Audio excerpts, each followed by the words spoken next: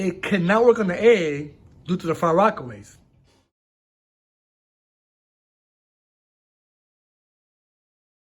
And of course, I did mention about the R211T, right? Now, that's another thing too also, folks.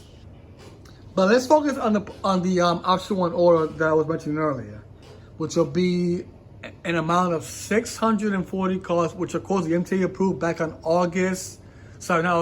October of 2022 of last year, when they decided to make the first production car as R211a. Many people thought it was going to be R211T, but how could that be possible if these trains are still being tested? And it takes time for them to, remember the R211T, when it first arrived, that was back on late October of 2022, right? And that was the same month that the MTA already approved of the option one order to be R211A. So they had a deadline to decide that. So they had to do it that same month when the R211T arrived. So it is impossible for them to say, okay, let's do R211T, if they hadn't even tested the damn train back in that time. So, why would they even have it as the production car said? It doesn't make any sense. The R211A came way before. You're talking about from June 26th of 2021. So that was about a year and a half ago. Or better yet, you count it now, it's like 2 years ago now. So yeah, it makes sense for them to actually have 640 cars as R211A because it's already been there and it's been testing. From that time of 2021 to 2023, you're talking about a year and a half, they've been doing some good testing in so many ways. So yeah, it makes sense for them to start the option one order as R211A, not R211T. The R211T, they're still testing now. And now, as you see, which I want to talk about that too also, but let me focus on the option order. So now the option one order, people are saying that once that starts, it's going to the B and D. All right, let's look at the facts with the B and D, folks. All right, the B line, as we all know,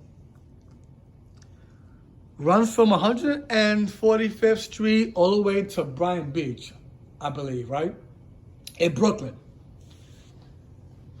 And we do know that the B shares a yard with the N, Q, and W in Coney Island, right? The thing is, a lot of these idiots that I've been talking to, folks, I'm not going to mention who it is, but you should know who it is in regards to my comments. You guys should know who I'm talking about. I'm not even going to say a word, okay? If you want to know, tell me in the comments, and I'll definitely tell you. But for now, this is what I'm going to say. So, a bunch of these people have been talking about the production cars, right? There's the reason why I am focusing on the production car sets as of this video. And the reason why, because I'm getting a lot of predictions and speculations, which, I kind of understand. We all have our own points and views. All right, fine. Okay.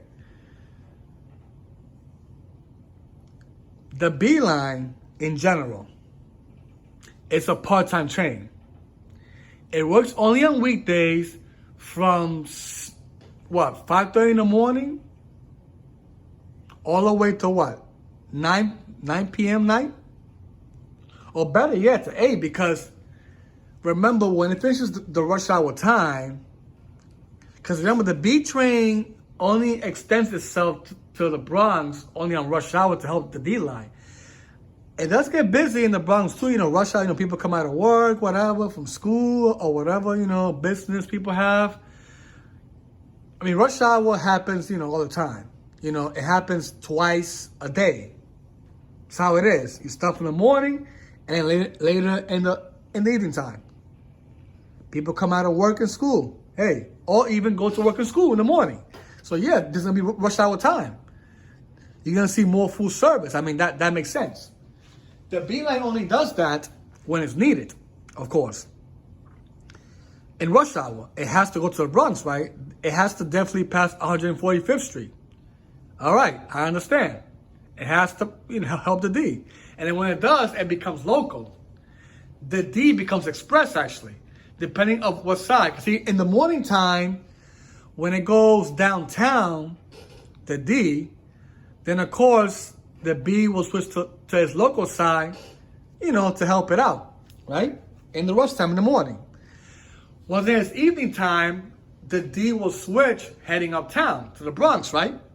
Which makes the D run the uptown side, local, right? Same thing in the morning when it goes downtown, right? Same thing. It goes opposite direction, right? Okay. I understand the B train does help out. The same way with the C when it helps the A, right?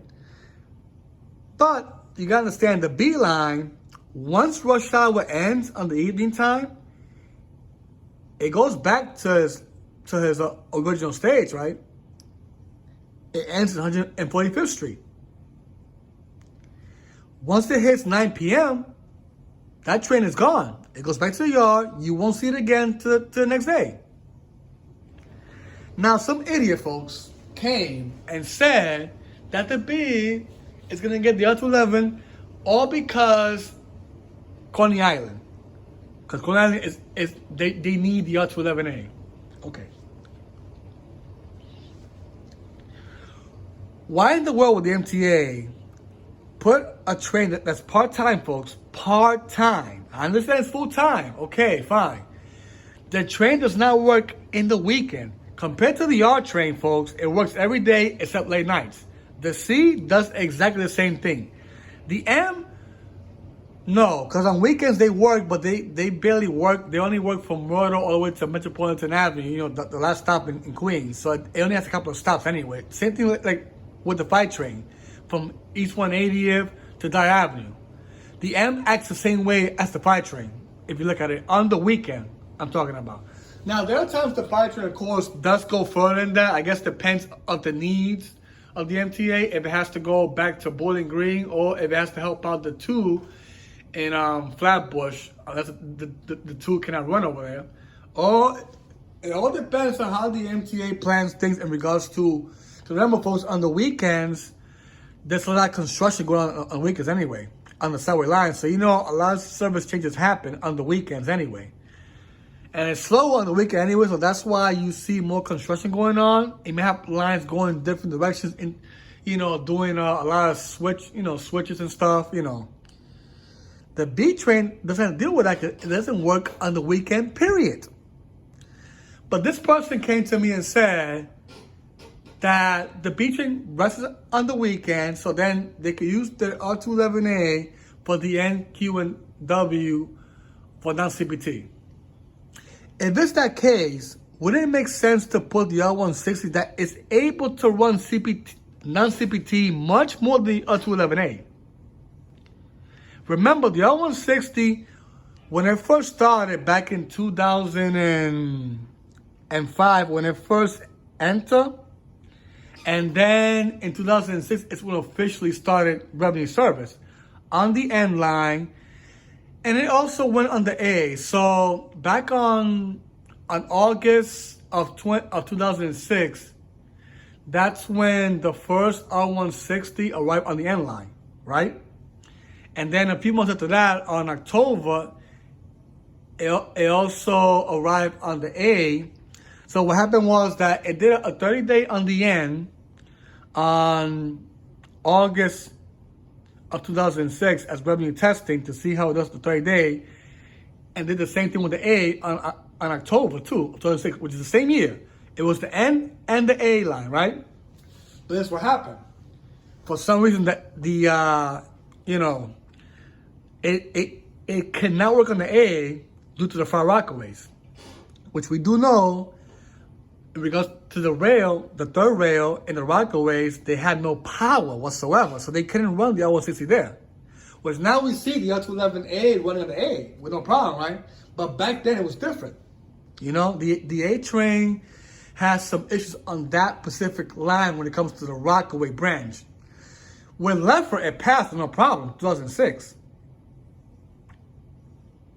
But it failed in the Rockaway because of the third rail. So that's why they couldn't have empty cars on the A. because they were trying to do it, but it failed, so it couldn't happen. So they prefer focusing on the end line and all the other lines, right?